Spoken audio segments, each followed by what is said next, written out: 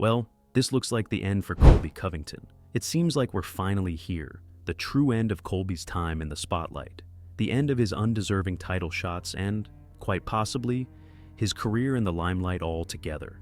Last month, Colby got absolutely dominated by Joaquin Buckley, who just secured his biggest win to date, extending his 6-fight win streak and cementing himself as a new problem for the welterweight division.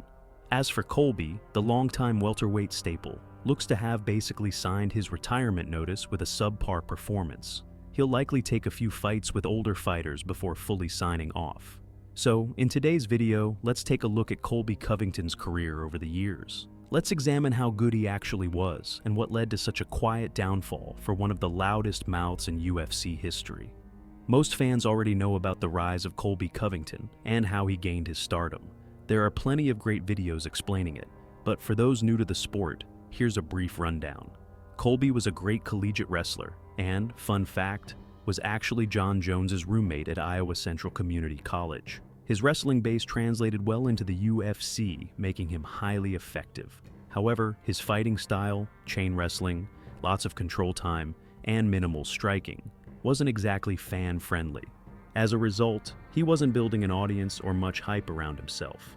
After his win over Kim Dong-hyun, the UFC was reportedly considering cutting him despite his solid 7-1 record, simply because his style was deemed boring.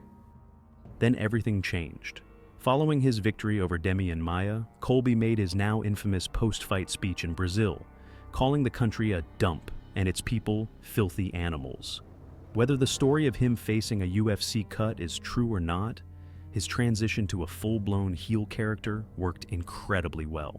He stayed in the UFC and went on to fight Rafael dos Anjos and former welterweight champion Robbie Lawler, capping off a 7-fight win streak en route to a shot at the undisputed belt. At this point, we were witnessing peak Colby Covington, his loudest, most controversial, and most successful phase in the UFC. He was riding a 7-fight win streak with big-name victories over former champions like Robbie Lawler and Rafael dos Anjos, along with a win over a legend like Demian Maia. But let's take a closer look at these big wins. How old were these fighters when they faced Colby?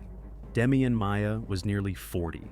Rafael dos Anjos was 33, right at the age where fighters start to decline. Robbie Lawler, he was 37. Meanwhile, Colby was in his prime at 31. We've seen time and time again that 33 is often the age where a fighter's performance starts to dip, and 2 of Colby's biggest wins were against fighters well past that mark. So, what happened when Colby faced top welterweight competition, who were in their prime? Enter Kamaru Usman. Colby got his first title shot against Usman, and say what you want about him now, but he showed up in this fight. Many thought it would be a wrestling-heavy, grinded-out battle, but instead, these 2 wrestlers decided to just throw hands for 5 rounds. It was an all-out war, one of the best fights in UFC history in my opinion. Colby's insane cardio kept the pressure on, and he even seemed to hurt Usman a few times. At one point, it looked like Usman faked a low blow just to get some rest. While Colby took some rounds, Usman ultimately pulled away, landing a massive right hand in the 5th that dropped Colby, followed by another that sealed the finish. Despite losing, Colby showed incredible heart. He even fought through a broken jaw and kept it competitive. This was peak Colby, and honestly, the last time the UFC fanbase as a whole really respected him. After that, he bounced back with a win over former champion Tyron Woodley. It was classic Colby, relentless pressure, non-stop boxing, and takedowns. He got the finish, though in a weird way, as Woodley started screaming about a rib injury. But once again, Woodley was 38 years old at this point. Then came the rematch with Usman. By this time, Usman had already run through Jorge Masvidal twice, brutally knocking him out in their second fight, and took out Gilbert Burns along the way.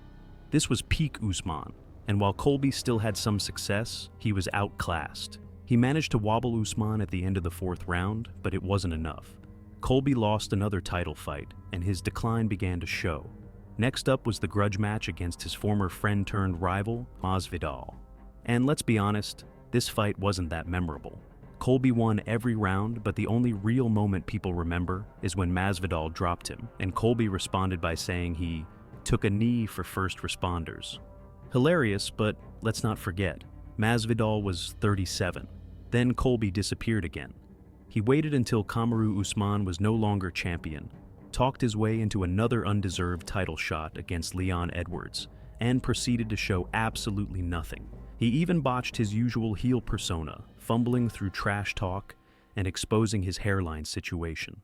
In the actual fight, he didn't do much. He later released x-rays showing he broke his foot early on, but regardless, the fight was painfully dull. It was another missed opportunity for Colby, who suffered his third loss in a title fight. And this, right here, is the Colby Covington career cycle. Lose a title fight, wait a year, beat an old fighter, talk his way into another undeserving title shot. He did it after losing to Usman the first time, beating a washed-up Woodley to get another shot at Usman before Leon, who was way more deserving at the time. He did it again after beating a washed Masvidal, waiting a year and a half before talking his way into a fight with Leon Edwards, while Belal Muhammad, on a 10-fight unbeaten streak, was left waiting.